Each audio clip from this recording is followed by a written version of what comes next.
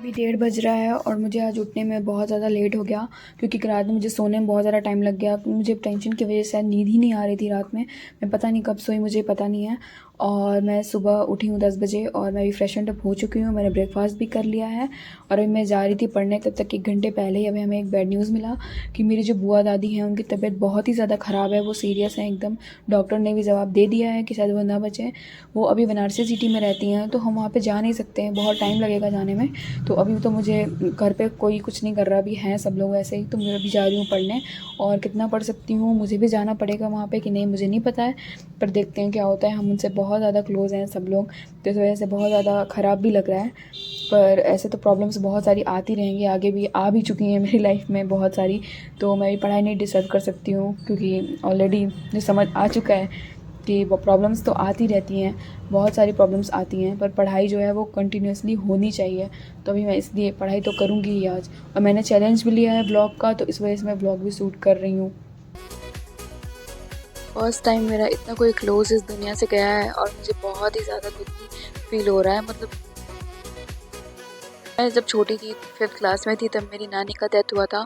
तो मुझे उतना नहीं समझ आया था क्योंकि मैं छोटी थी। पर फर्स्ट टाइम मुझे ऐसे इतने करीबी का मतलब देख के मुझे इतना ज़्यादा ख़राब लग रहा है। और मतलब मैंने जितना गीता पढ़ा था वो सारा ही मुझे समझ ही नहीं आ रहा कि ऐसा क्यों होता है कि लोग रहते हैं और अचानक से उनका शरीर जल जाता है और वो एकदम से ख़त्म हो जाते हैं हमारे पास से। तो मुझे बहुत ज़्यादा ख़राब लग रहा है वो चीज़। पर क्या ही कर सकते हैं, मूव ऑन करना ही पड़ेगा और सब चीज़ भूलना ही पड़ेगा।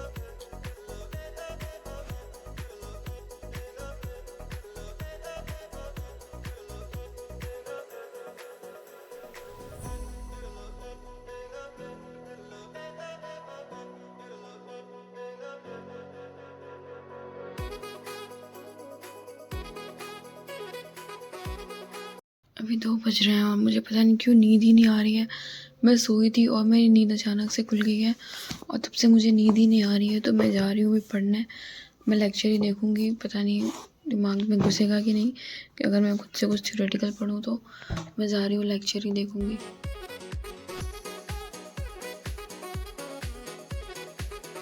मैं सुबह में फिज़िक्स के लेक्चर देख रही थी और मैं वेव्स चैप्टर के लेक्चर देख रही थी। ये चैप्टर मेरा थोड़ा वीक है in comparison to other chapters 11th के, क्योंकि मैंने इसे थोड़ा कम टाइम दिया है और ये मुझे थोड़ा टफ भी लगता है। मैंने शायद कम टाइम दिया है इसलिए, और मुझे इसलिए इसमें टाइम भी लग रहा था इसलिए क्योंकि मैं 1.5 पे देख रही थी और मैं क्वेश्चंस भी सॉल्व कर रही थी। तो 1 घंटे का लेक्चर मुझे 1.5 से घंटे तक लग जा रहा था उसे करने में। तो इस वजह से ही मुझे टाइम लग रहा था, पर मैं इसे टाइम लेकर कर भी रही हूँ। मेरा थोड़ा वीक है तो अच्छे से करना होगा कि बाद में मुझे इसमें प्रॉब्लम ना हो।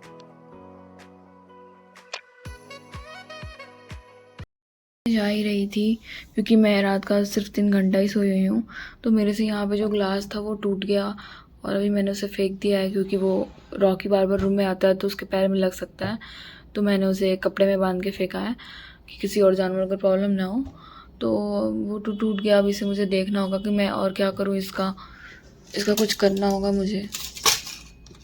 अभी मैं ऐसे ही छोड़ देती हूँ, सुबह उठूँगी तो देखूँगी। अभी मैं जा रही हूँ थोड़ी देर सोने क्योंकि बहुत कम नींद ली है मैंने।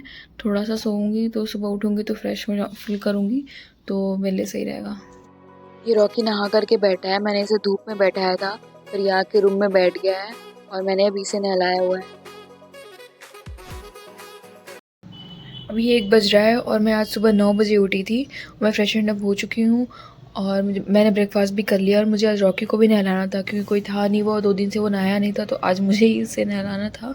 तो अभी मैं जा रही हूँ अपने पढ़ाई स्टार्ट करने।